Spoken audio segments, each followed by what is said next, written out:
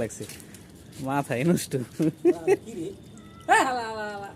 কাঁচা গরুর রান না মুরগির রান একাই খাইতেছে।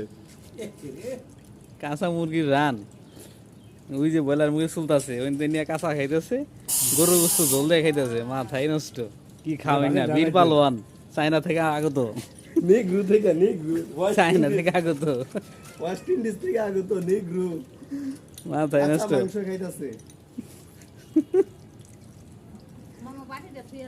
কেমনে কি ইতিমধ্যে ভালো বমি করে কাঁচা কাঁচা খাইতেছে, খাইতে পারবা?